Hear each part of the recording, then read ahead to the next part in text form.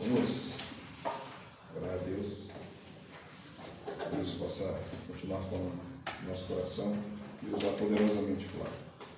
Senhor, obrigado. Obrigado porque o Senhor nos trouxe aqui para tirar também as escamas dos nossos olhos, o tampão, Senhor Jesus, dos nossos ouvidos. Queremos sim, Senhor, escutar o que a Tua palavra, Senhor Jesus, já começou a dizer. Então, Pai, ajude-nos, ó Deus, na incredulidade, até no momento da palavra. Fala conosco, Senhor. Use poderosamente o Teu servo, que já preparou esta mensagem. Que o Senhor possa, Pai querido, diminuir a cada instante, a cada palavra do Teu servo, para que o Teu nome venha a ser glorificado e exaltado. Louvado seja o Teu nome, Senhor Jesus. Amém. Recolhi aqui o ministério de louvor. Como é que você está? Amém? Deus seja louvado. Aleluia. É muito bom. Cada domingo, né? A gente está entre os irmãos, louvando o nome desse Deus maravilhoso, né?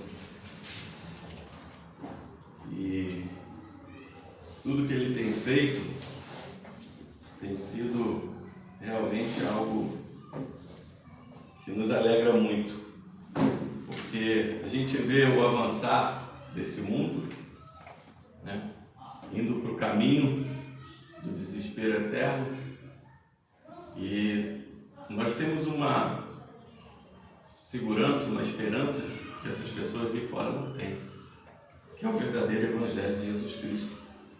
E isso é a nossa função aqui. É trazer esperança, é trazer segurança para essas pessoas que andam aí fora e que cada dia mais procuram, se agarram em coisas que são temporárias, fúteis e se acabam. Eu tive semana passada, agora na conferência lá em Franca, conferência Old School, com o pastor Paulo Júnior, e é interessante a gente ver homens de Deus de toda a parte do mundo falar. Eram 4 pastores americanos e 3 brasileiros. E o tema da conferência era a suficiência das Escrituras. E eles bateram tão forte nisso, que é um tema urgente para os nossos dias, porque a gente vê tantas pessoas tentando perverter a única segurança que a gente tem. A única esperança que a gente tem, que é esse Evangelho, que é a esperança de salvação, a esperança de um dia estarmos na glória com o nosso Pai, sendo recebidos com amor. E o que mais entristece aqueles pastores, e que muito me entristece também, que para nós é normal ouvir um ateu, um agnóstico, ouvir uma pessoa que queira perverter a Santa Palavra. Mas o mais triste é ouvir pessoas que se dizem pastores, tentando mudar a Bíblia, tentando fazer com que as Escrituras se tornem mais palatáveis ao pecado do mundo moderno. Isso nos entristece muito. É por isso que aqui a gente não abre mão de pregar a Santa Palavra conforme ela é mostrada por Jesus. E hoje o sermão é para falar um pouco sobre isso também. A gente está seguindo na nossa pregação expositiva no Evangelho de Marcos, e hoje o tema está em Marcos capítulo 7, versos 1 a 23, em que Jesus vai lidar mais uma vez com um conflito. A gente vem fazendo essa sequência e tem visto que Jesus tem tido conflito com os fariseus, com os mestres da lei e também com seus discípulos, porque o fracasso é inerente ao ser humano. E assim como os fariseus, os mestres da lei fracassam, os seus discípulos também fracassam o entendimento, de entender o Evangelho de Jesus Cristo, de entender quem Jesus Cristo é. E hoje a maior dificuldade da igreja realmente é entender quem Cristo é. Porque se a igreja verdadeiramente entendesse quem Jesus Cristo é, a igreja seria uma igreja mais forte, uma igreja com mais esperança, uma igreja com mais segurança. E esse texto, ele fala muito também sobre isso. Que muitas vezes a gente acha que a gente está plenamente em Cristo, mas nós estamos longe de Cristo. Eu costumo usar um termo que é: quanto mais perto a gente acha que está de Deus, mais longe a gente está. Quanto mais longe a gente acha que está de Deus, mais perto a gente está. Porque a humildade é o padrão único de todo cristão. E quando a gente se coloca e a gente sabe quem verdadeiramente Deus é, diante desse Deus, a gente só tem que se prostrar e se humilhar sabendo quem Ele é e o que Ele fez por nós. Vamos ler a Santa Palavra do Senhor, Marcos 7, nos versos 1 a 23. A versão que estou usando aqui é Almeida Revista Atualizada, ARA, e assim diz a Palavra do Senhor. Quanto ao que me escreveste, perdão, estou aqui na página errada. Estava lendo outro texto pela manhã e a gente... Vamos lá. Marcos 7 diz assim: ora, reuniu-se a Jesus os fariseus e alguns escribas, vindos de Jerusalém, e vendo que alguns dos discípulos dele comiam pão com as mãos impuras, isto é, por lavar, pois os fariseus e todos os judeus, observando a tradição dos anciãos, não comem sem lavar cuidadosamente as mãos. Quando voltam da praça, não comem sem se aspergirem. E há muitas outras coisas que receberam para observar, como a lavagem de copos, jarros, vasos de metal e camas. Interpelaram-lhe os fariseus e os escribas: por que não andam os teus discípulos de conformidade com a tradição dos anciãos, mas comem com as mãos por lavar?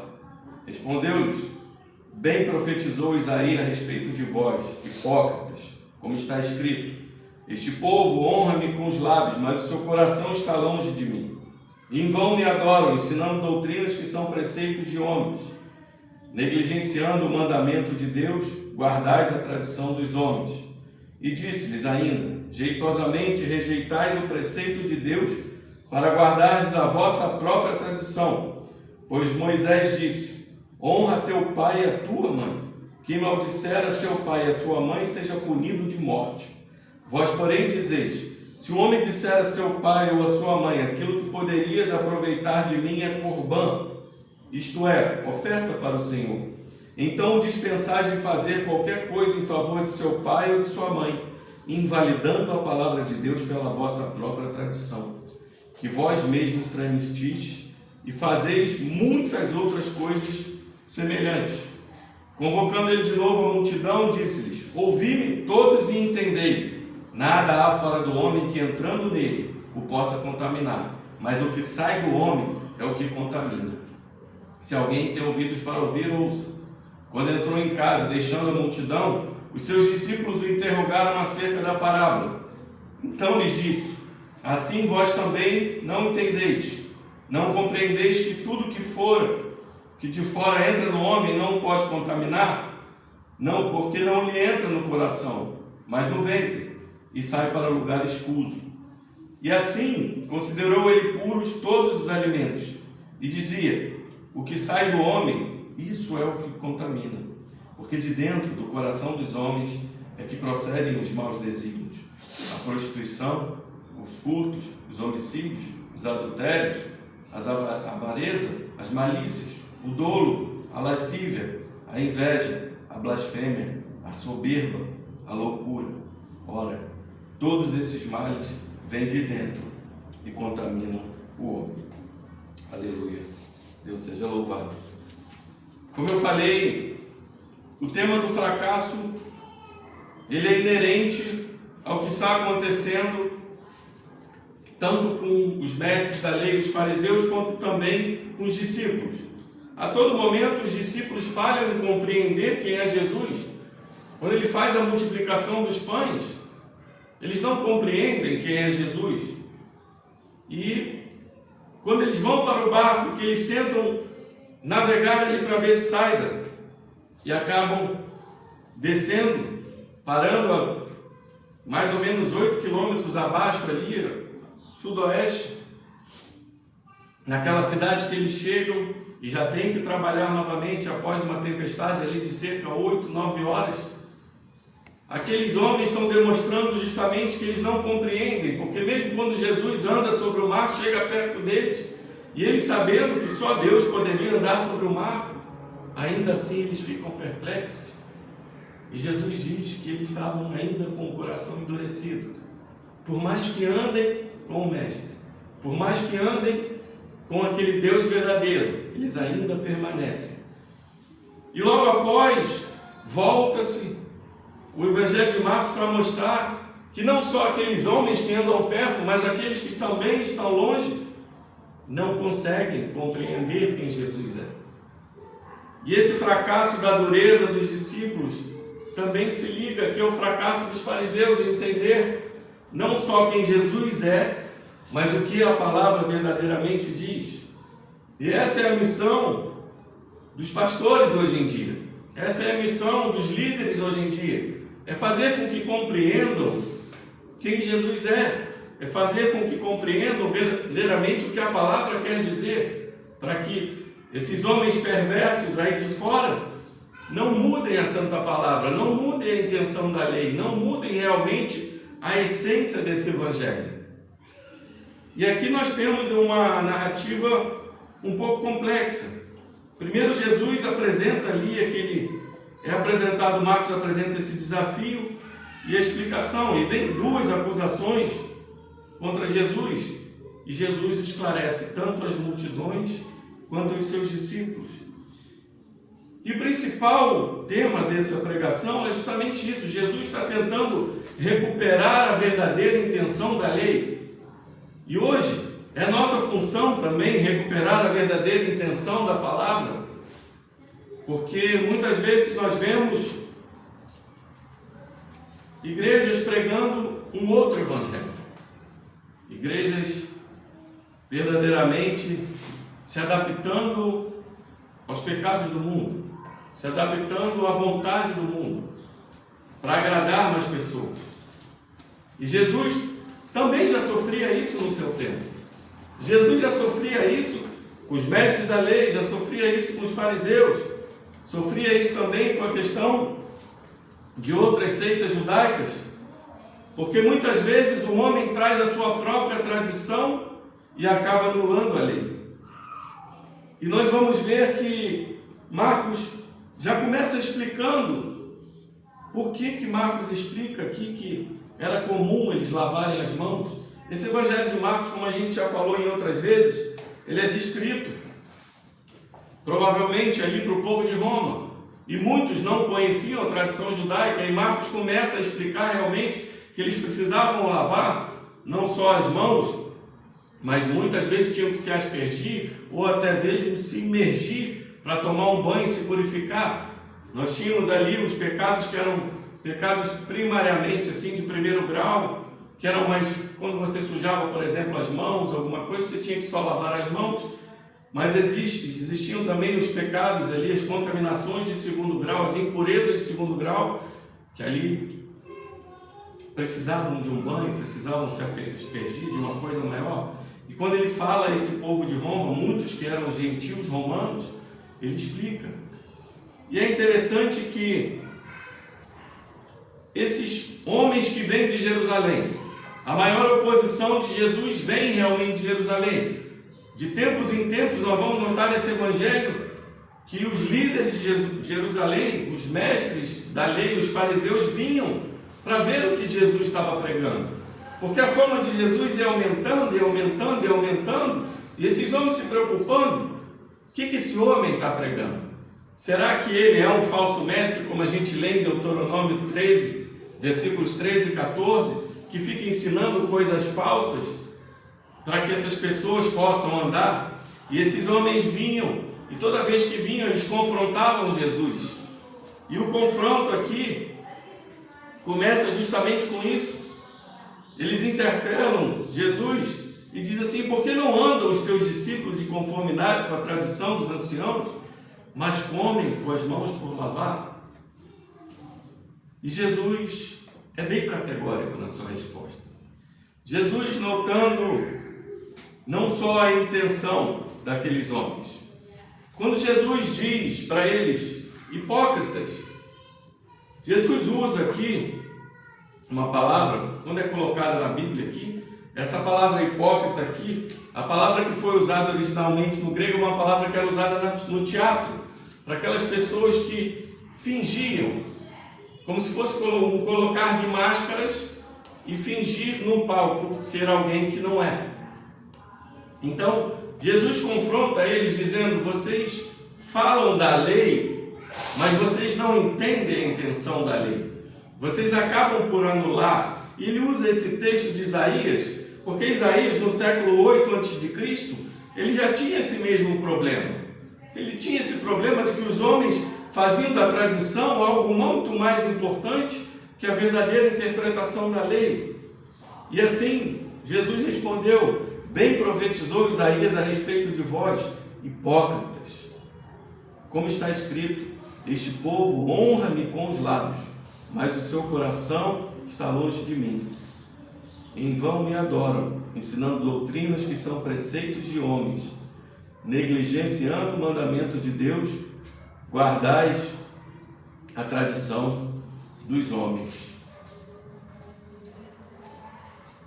Nós vamos entender aqui que Jesus, quando toca nesse ponto, ele já está tentando corrigir algo que desde que o homem é homem, ele tenta perverter. O nosso coração é de onde provém todos os maus desígnios.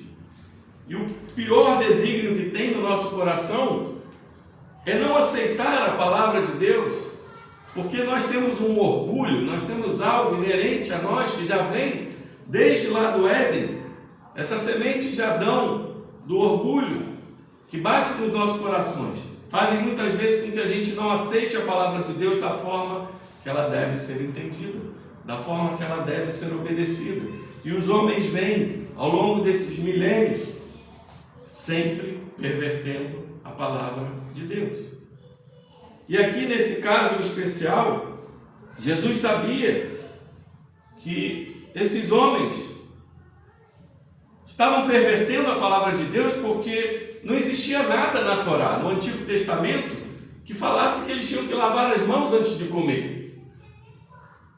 Existia em Levítico 15, 11, por exemplo, quando você tocava numa mulher com fluxo, ou um homem com algum fluxo de alguma secreção, você lavar as mãos sim. Isso está descrito em Levítico 15, 11.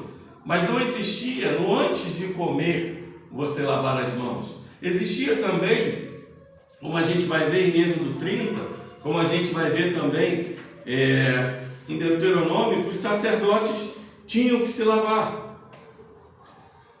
Quando Arão entrava no Santo dos Santos, uma vez por ano, no Yom Kippur, ele tinha que lavar todo o seu corpo, trocar as suas vestes, fazer tudo aquilo. Aquilo era basicamente para os sacerdotes, não era para o povo em geral. Mas ao longo do tempo, os fariseus foram mudando a lei de Deus e foram dizendo que eles precisariam realmente lavar as mãos antes de comer. O povo em geral precisava se lavar, às vezes, antes de ir para um culto.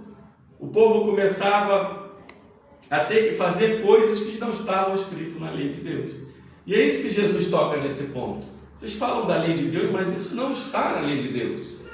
Vocês criaram, são tradições de homens.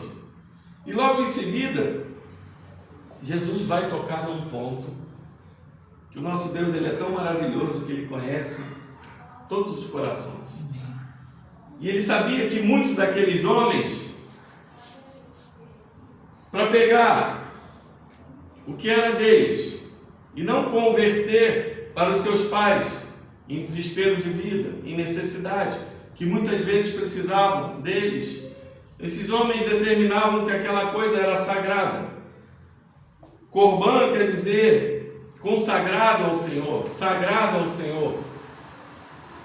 E muitas vezes aqueles homens pegavam, por exemplo, aquela propriedade, pegavam aquela riqueza que eles tinham e diziam, é Corban. E quando eles faziam isso, eles dedicavam aquilo ao Senhor. e aquilo só poderia ser revertido mediante a tradição dos fariseus. Se desse uma quantia muito alta, os homens teriam que dar ainda em torno de 50 ciclos de prata, as mulheres em torno de 30 ciclos de prata, para reverter o Corban, mas eles recomendavam que não fosse feito, para que aquilo não saísse do templo do Senhor. E o interessante é que a gente vai ver que Jesus conhece o coração deles, e sabia que eles faziam isso, não para dedicar ao Senhor, mas para não ajudar aos pais. E ele justamente toca nesse ponto e diz, a palavra diz, honra teu pai e a tua mãe. Muitos mestres judeus dessa época consideravam que esse era o mandamento mais importante, porque os pais traziam toda aquela tradição, os pais eram aqueles que eram a descendência verdadeira, que vinha aquela descendência dos justos, e você não poderia jamais deixar um pai, uma mãe, sem realmente ajudá-los. E a palavra dizia, honra teu pai e a tua mãe, para que prolongue os seus dias na vida.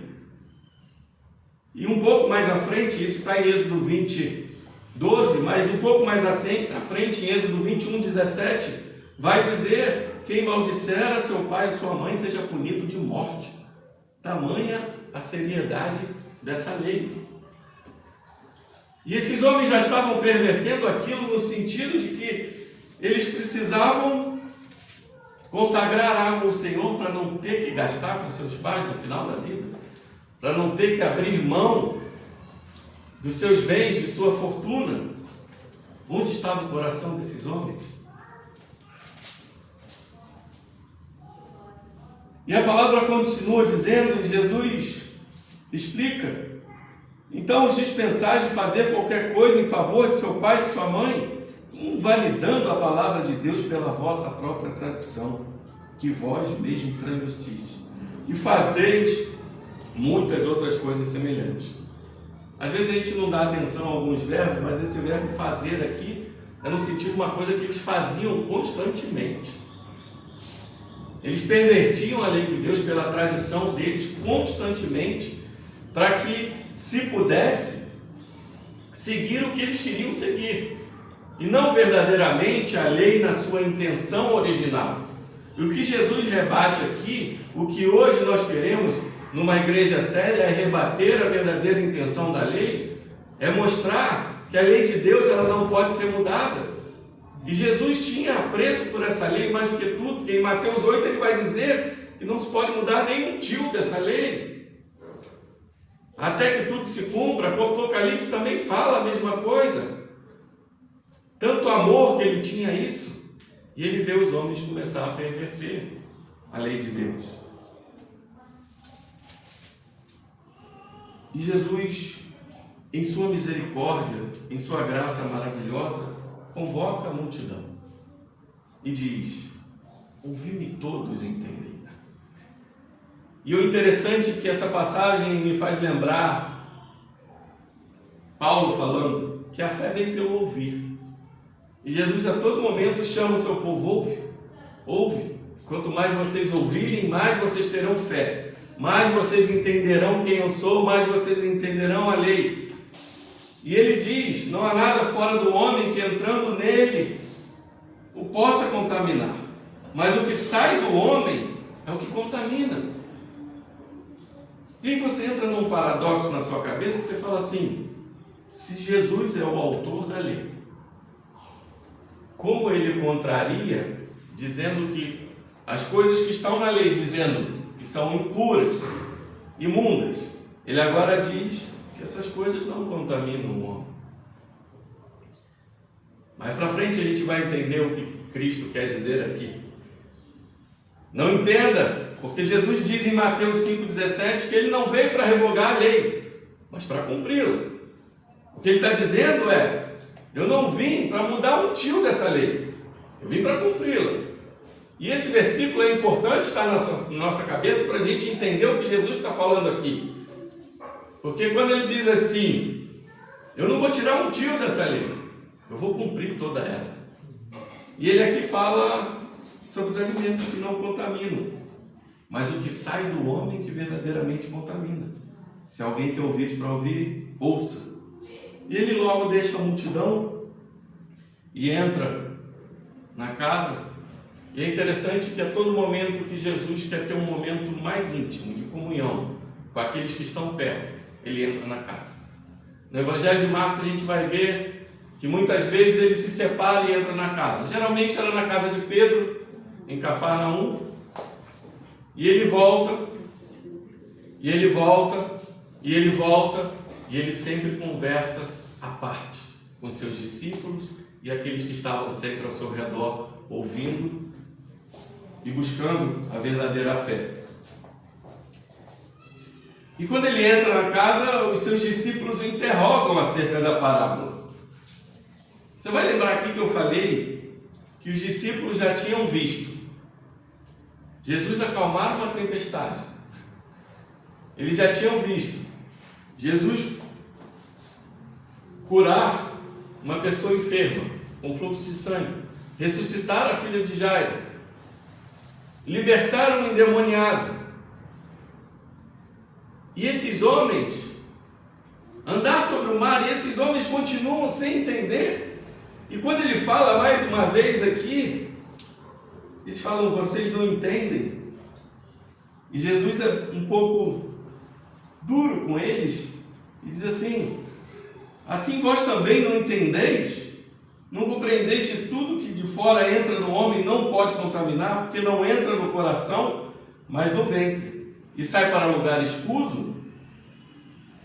Jesus está olhando para o alimento como algo material, dizendo: olha, ele entra, passa pela boca, tubo digestivo, e sai, e termina na latrina.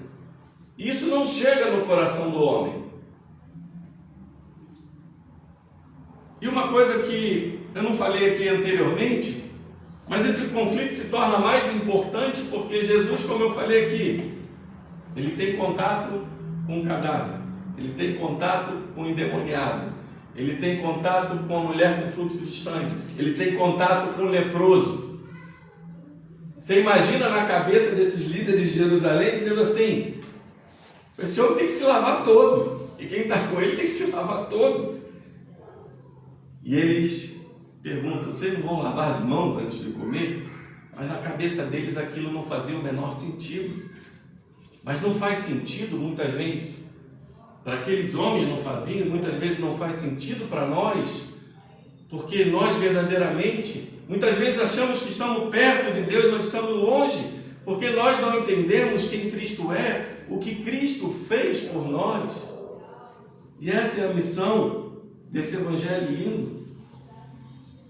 E Marcos continua aqui dizendo, e Jesus vai explicar para eles o que sai do homem, isso é o que contamina. Ele põe uma lista de pecados aqui, uma lista de pecados importantes que aconteciam não só naquela época. Os rabis, eles catalogavam as observâncias, as infrações, as observâncias legais, mas Jesus cataloga aqui as maldades mais profundas do coração. A lista mostra adultérios, traições, inveja, homicídios, avareza, malícia, lascívia, blasfêmia, soberba, loucura. Tudo isso procede do coração do homem. E você pega a Bíblia desde o início até o final. Todos esses pecados estão aí demonstrados. O que quer dizer isso para nós? Que o nosso coração originalmente é contaminado. Quando Jeremias vai dizer que o nosso coração é enganoso, ele está dizendo isso.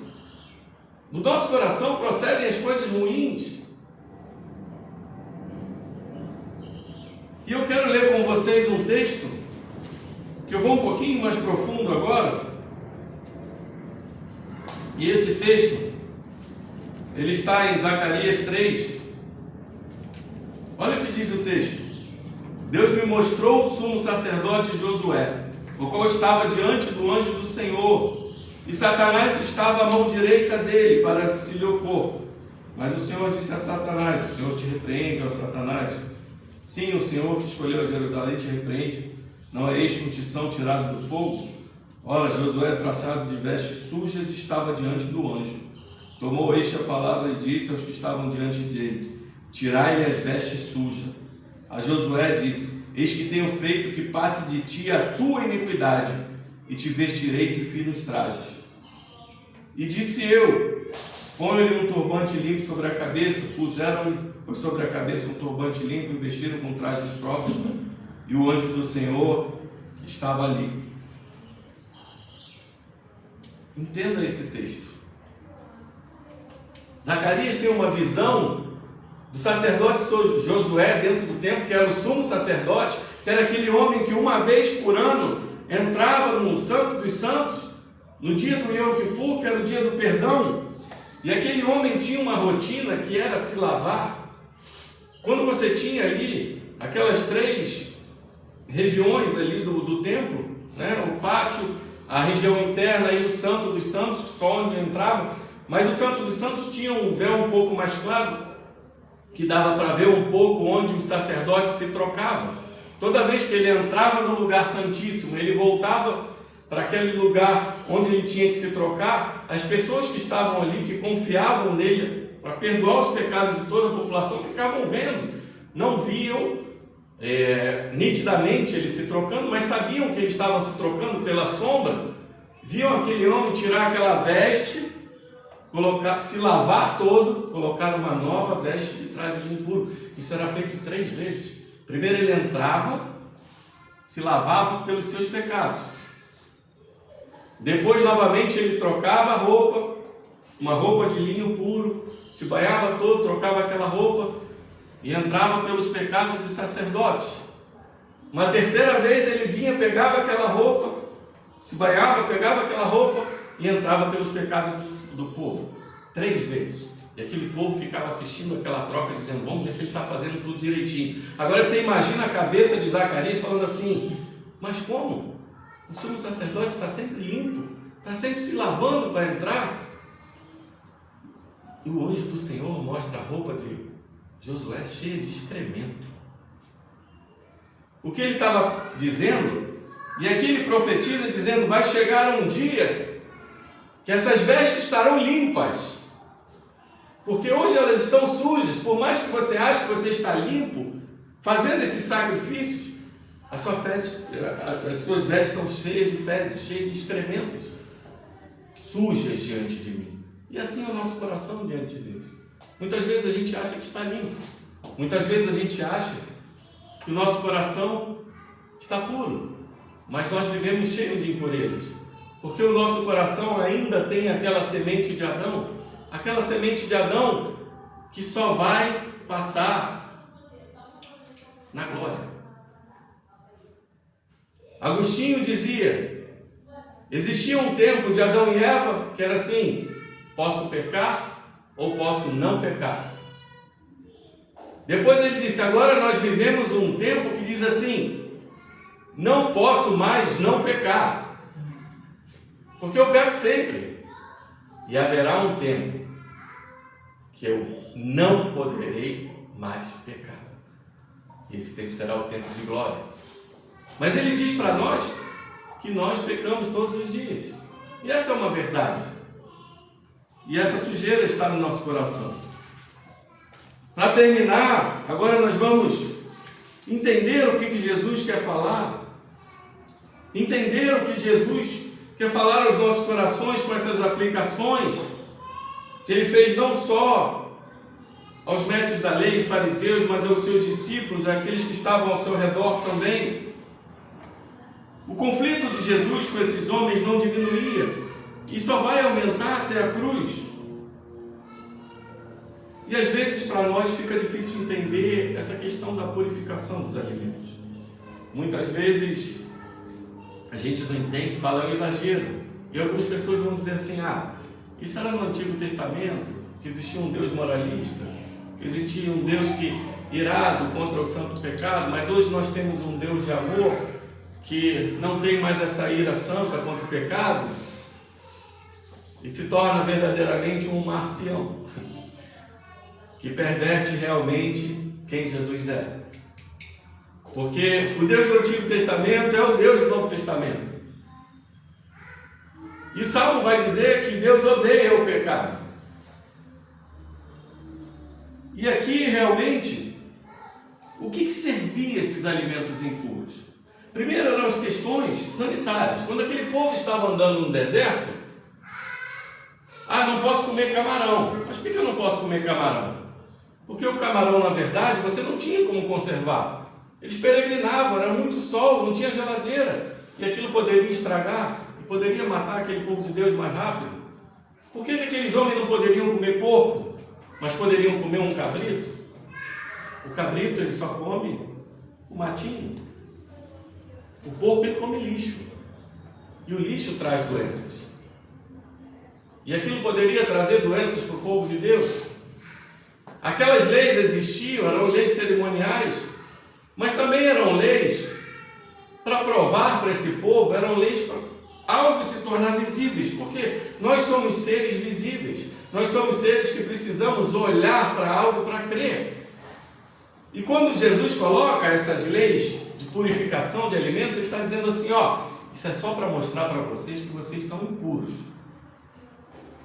E essas leis aqui, elas são umas leis de purificação ritual, e todas aquelas leis de purificação ritual, as lavagens de mãos, a lavagem do sacerdote, a purificação dos alimentos, era para lembrar que eles eram um povo impuro. Assim como disse Isaías, homem de lábios impuros eu sou, vivendo no meio de um povo de lábios impuros. Então era algo visível para que eles pudessem entender que eles ainda são impuros diante de Deus. E é por isso que às vezes a gente não entende essas leis de purificação. Mas hoje eu creio que vocês já estão entendendo um pouco mais em relação a isso. Porque Deus a todo momento ele se rebaixa a nós, no sentido que eu tenho que explicar. Se Deus fosse falar na sua santa palavra com toda a sua sabedoria, a gente não entenderia uma palavra. Mas ele se rebaixa e dá essa palavra santa para a gente. Ele dá algumas leis para que a gente possa entender, para que a gente possa... Mas o nosso coração muitas vezes não consegue compreender a profundidade do que ele está querendo mostrar. E é assim, a questão de um banho, não era porque o banho limpava, mas era porque o banho verdadeiramente dizia, você está impuro diante de um Deus santo. Você tem pecados diante de um Deus santo.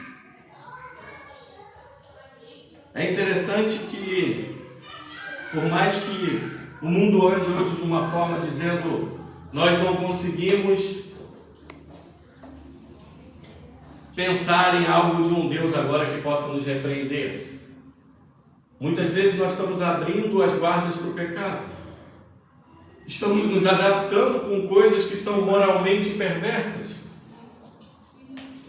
Mas, no fundo, por mais que todo ser humano tente fazer isso, e tentar se adaptar ao máximo, existe uma sensação de culpa e vergonha que sempre nos acompanha.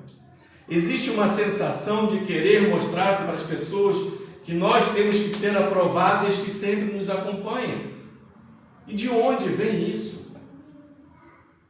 Isso é para mostrar para nós que por mais que essa sensação de culpa, de vergonha esteja em nós, a gente a negue, ela vai perseguir a nós o tempo todo, até que a gente entenda quem é Cristo e o que Cristo fez por nós. Por que nós queremos tanto ser aprovados diante de nós mesmos e diante dos outros? Porque essa sensação de culpa, de preocupação, ela não sai de nós. É justamente porque a impureza habita em nós, o pecado habita em nós. Isso nos faz cada vez mais entender quem nós somos e quem Deus é.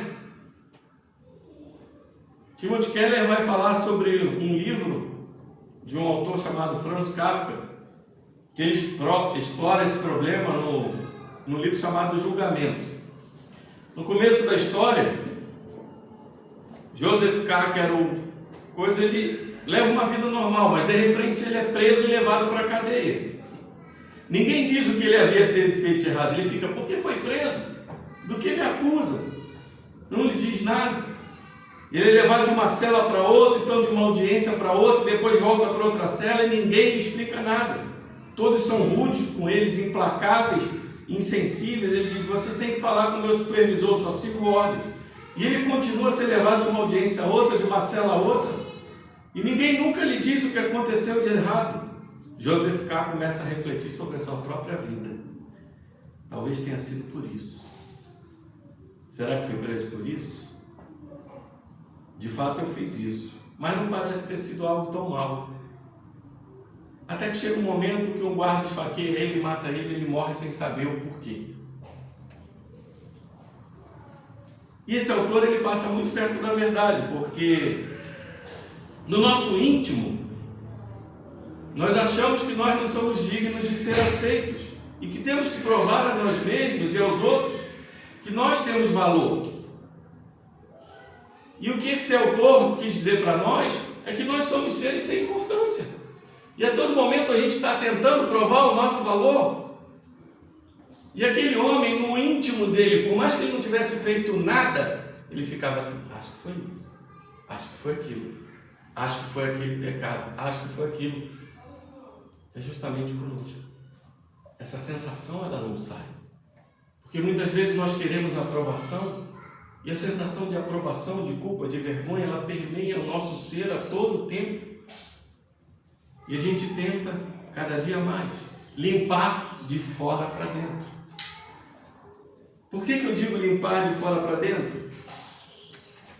Porque muitas vezes a gente acha assim, se eu melhorar, se eu começar a, por exemplo, andar melhor dessa forma, eu vou ser mais aprovado, eu vou me sentir melhor. Mas você chega naquele nível e daqui a pouco você fala assim, eu continuo insatisfeito, eu quero um pouco mais, eu quero chegar um pouco além. Você chega mais além e aquela aprovação não vem.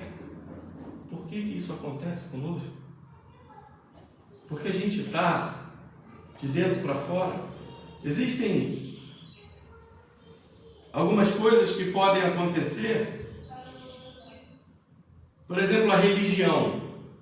Nós que vivemos o Evangelho, sabemos que o Evangelho não é uma religião. O Evangelho é algo muito mais profundo. Religião é algo que você faz para ter acesso a Deus, para ter o agrado de Deus. Mas nós não precisamos fazer nada nesse sentido de agradar a Deus para ser salvo, porque Ele já fez por nós. Nós fazemos por amor a Deus. Nós fazemos porque Ele nos salvou, Ele nos tirou do nosso pecado. Nós fazemos por amor, não mais para agradar a Deus, para sermos salvos ou para sermos justos. A religião é isso. E muitas vezes você para e fala assim, se eu parar de ver filmes obscenos, atividades profanas, andar com mais pessoas, se eu orar e ler mais a Bíblia, se eu me esforçar bastante para ser uma boa pessoa, então Deus verá que eu sou digno e me restaurará. E o que acontece com você? Você cada dia mais se sente insuficiente, impuro. E por que isso não vem? A gente pensa que a gente está levando uma vida boa bastante, de repente a gente toma um tombo e fala, por que Deus está fazendo isso comigo? Eu estou seguindo uma vida tão correta.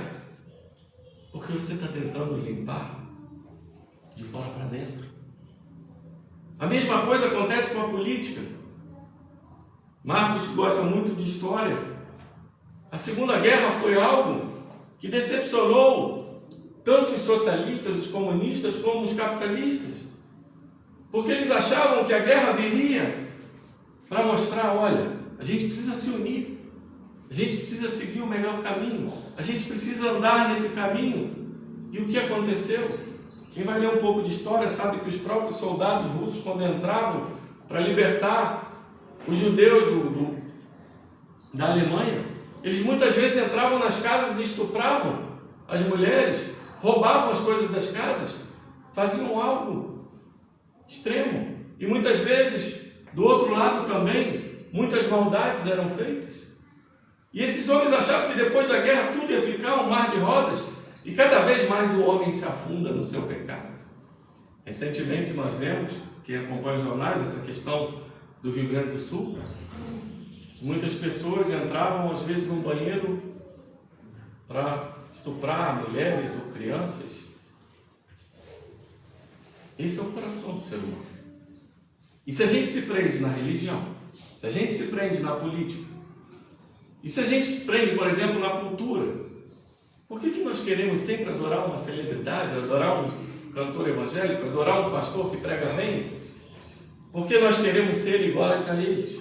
Mas eles são homens e mulheres comuns como nós, e muitas vezes na cultura isso vai forçando. Olha, você tem que ser linda como ela, você tem que ser magra como ela, você tem que ser assim, você tem que pregar como ele, você tem que orar como esse homem. Mas eles nos decepcionam, porque eles estão também a todo tempo buscar algo melhor para eles e não conseguem. E nós estamos a todo tempo sermos iguais a eles, para nos sentir homens e mulheres de valor, e nos sentimos como? Muito pior. Porque a distância vai aumentando entre nós e eles, e nós vamos afundando mais. E o Evangelho existe para isso. O Evangelho existe porque nós vivemos num mundo incompleto. Nós vivemos num mundo insuficiente. Nós vivemos num mundo em que o ser humano, ele se sente alguém sem importância, está sempre provando, querendo provar o seu valor. Muitas vezes ele consegue, muitas vezes ele não consegue. Mas ele nunca chega no limite que seja aceitável. E talvez você esteja dizendo assim, não, mas a religião não é minha praia, nem política, muito menos cultura, eu não adoro celebridade. E muitas vezes nós somos líderes de igreja, pastores, e tem uma frase de Spurgeon que dizia assim: não pregue o evangelho para salvar a sua alma. Muitas vezes a gente olha para isso e fala assim, poxa, mas o que Spurgeon está querendo dizer com isso? É que muitas vezes nós, pastores, líderes, e nós estamos na igreja, nós estamos tentando provar o nosso valor, estamos pregando que tipo assim, eu quero pregar o evangelho para ver se Deus se agrada mais de mim, eu quero agradar a Deus assim. Isso é tratar de fora para dentro. E a gente faz isso nos nossos ministérios, sim. Porque o nosso coração, ele é enganoso, ele está cheio dessas maldades que Jesus falou. E nós tentamos a todo momento nos purificar dessas impurezas, essa sensação de culpa, de vergonha, querendo mais e mais aprovação. Mas isso não funcionará. O profeta Jeremias, em 2.2, vai dizer: ainda que te laves com soda e uses muito sabão, a mancha da tua maldade permanece diante de mim.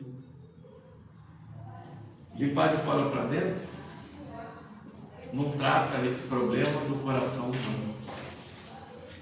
E para terminar, por que Jesus, e Marcos vai dizer, Jesus proclamou que esses alimentos eram puros. Jesus não está indo contra a sua lei. Jesus está dizendo para nós aqui, entenda a magnitude disso, entenda a maravilha que é isso que Jesus está falando.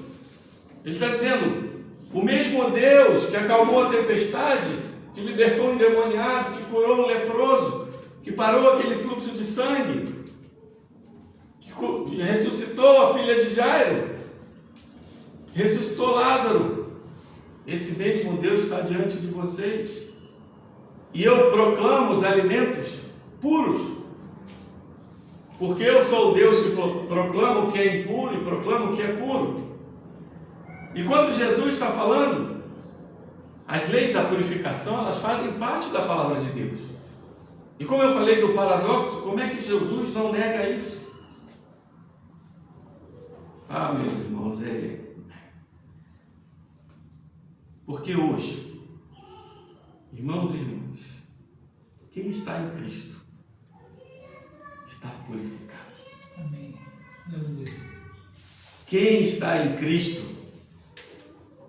o Pai olha através da cruz, vê o seu Filho e não vê mais impureza.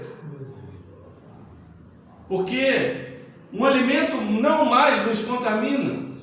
Me dá muita tristeza que muitos irmãos evangélicos não comem camarão, não comem porco, porque diz que está na palavra de Deus. Mas por quê? Porque eu falei aqui, não compreendem quem Jesus é, não compreendem o que Jesus fez.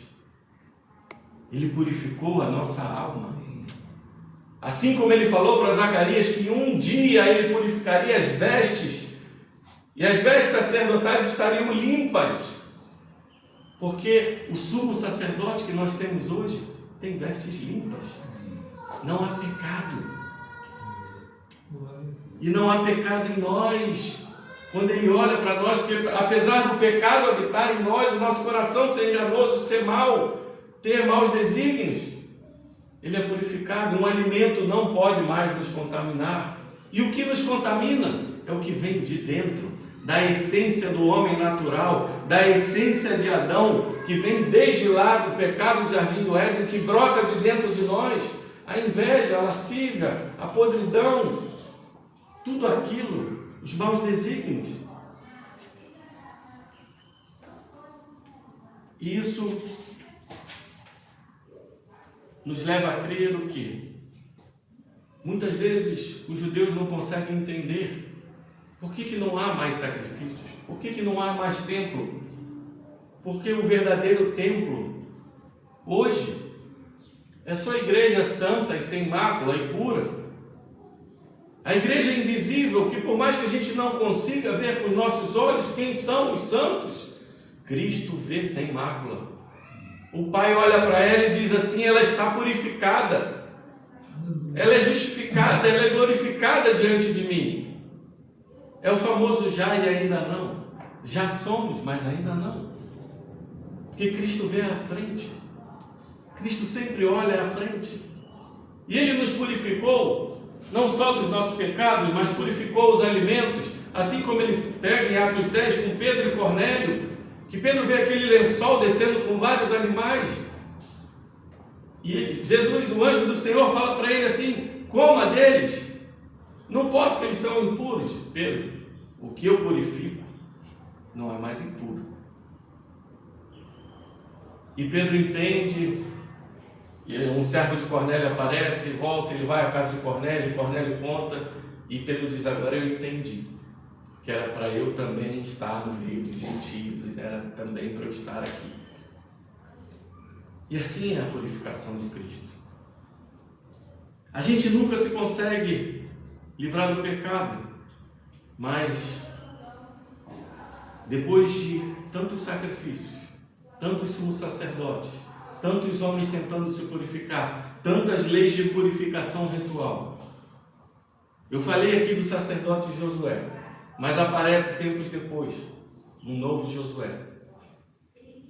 Aparece tempos depois aquele que é chamado de Jesus, de Yeshua, e também de Josué, que quer dizer o Senhor salva. É o mesmo nome em aramaico, grego e hebraico.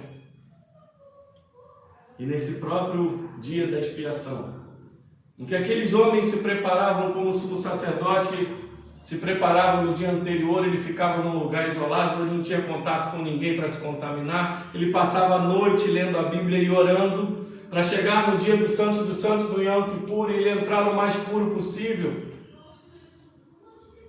Jesus, o mais puro que ele seja, ele se preparou durante aquela semana, a semana em que ele ceia com os seus discípulos, e que ele diz: estou indo para a cruz. E que verdadeiramente, quando aquela profecia de Zacarias é demonstrada que um dia realmente as vestes seriam purificadas, foi naquele dia da cruz, em que, quando Jesus olha para os sumos sacerdotes, quando Deus olha para aqueles homens e manda eles usarem roupas limpas, e manda eles serem homens ali verdadeiramente, que estariam puros diante dele, pelo menos nas vestes, não no coração. Mas nós temos um sumo sacerdote que foi jogado com vestes rasgadas no meio de um lugar de lixo. fora dos portais da cidade, onde o lixo era queimado. Foi onde ele foi crucificado.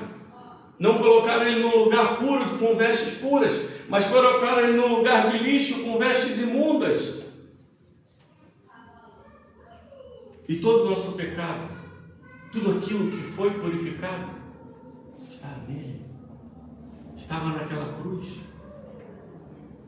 Aquele homem sem pecado vai para aquela cruz para pagar o nosso pecado. E Deus nos recebe hoje, mas Ele negou, Deus Pai negou o próprio Filho, virou sua face, porque a ira santa precisava ser punida, a purificação precisava acontecer, aquela purificação que foi dita a Zacarias, aconteceu num só dia. Nós fomos purificados de todo legalismo, de todos os maus desígnios, de todos os alimentos que eram considerados impuros. Tudo foi purificado naquela cruz, porque aquele que não tinha pecado se fez sacrifício pelo pecado em nosso favor, para que nós fôssemos feitos justiça de Deus. Deus vestiu Jesus com o nosso pecado, levou consigo a pena que era nossa, para que um dia a gente possa dizer, como em Apocalipse 19, alegremos-nos, exultemos e demos glória a Ele, porque chegou o momento das bodas do Cordeiro. E nós todos perfeitamente limpos, sem uma mancha sequer, sem um defeito sequer, porque a purificação verdadeira foi feita naquela cruz. É isso que a igreja precisa entender, é esse evangelho que a igreja precisa entender. É o evangelho da purificação, não é da aprovação do mundo, mas é a aprovação de Deus. Nós temos a aprovação de Deus. Ele morreu por nós, Ele se entregou por nós, Ele se sujou para que nós pudéssemos ser purificados. E hoje nós somos purificados em Cristo Jesus pelo seu amor. E aquele homem crucificado numa pilha de lixo, num lugar totalmente imundo, para que nós fôssemos purificados. E assim, se você está se sentindo culpado ainda com essa vergonha, se você está se sentindo com algo que possa incomodar dentro do teu coração, entenda mais uma vez o que eu quero dizer. Evangelho não é legalismo, Evangelho não segue tradições dos homens, Evangelho segue a verdadeira intenção da lei, Evangelho segue verdadeiramente o que Cristo é e o que Cristo fez por nós. E o que Cristo fez por nós foi purificar-nos de todo o pecado, foi justificar-nos de todo o pecado. E hoje, junto com o Espírito Santo, somos santificados, até um dia que seremos recebidos na glória e ouviremos diretamente dele: vinde benditos de meu Pai, vinde receber o que preparei desde antes da fundação do mundo para vocês. Sejam purificados pelo Evangelho. Entendam que o amor de Deus purifica todo o nosso coração, todo o nosso legalismo, toda a nossa tradição, e derruba tanto a cultura, quanto a filosofia, quanto a política, quanto a religião, porque nós temos algo que é muito mais profundo: o amor e a justiça de Deus naquela cruz, para a nossa purificação dos nossos pecados. Amém? Amém. Seja louvado. Senhor Deus e Pai, te agradecemos, Senhor, pela oportunidade de pregar, de estudar, de ouvir o Teu Santo Evangelho e entender verdadeiramente a intenção da Tua lei. Entender verdadeiramente quem Tu és e quem o Senhor pode ser nas nossas vidas, se nós compreendermos a profundidade do Teu amor e da Tua justiça. A justiça que foi feita naquela cruz, que foi pago todo o pecado. O Senhor se fez imundo para que nós fôssemos purificados. O Senhor recebeu todo o nosso pecado para que nós estivéssemos limpos diante de Ti, e não há outro como o Senhor, não há outro sumo sacerdote, não há mais ninguém que possa nos aprovar a não ser o Senhor. E quando temos a aprovação do Senhor, não precisamos de mais nada, Nós não precisamos provar para ninguém, porque nós somos aprovados pelo Deus Criador, pelo único Deus, por aquele que nos ama. Por mais que o mundo nos odeie, o Senhor jamais deixará de nos amar. E nós jamais deixaremos de ser purificados em Cristo Jesus. Muito obrigado, Senhor. Muito obrigado pelo seu santo evangelho, por quem o Senhor é e pelo que o Senhor fez por nós. É o que oramos em nome de Jesus.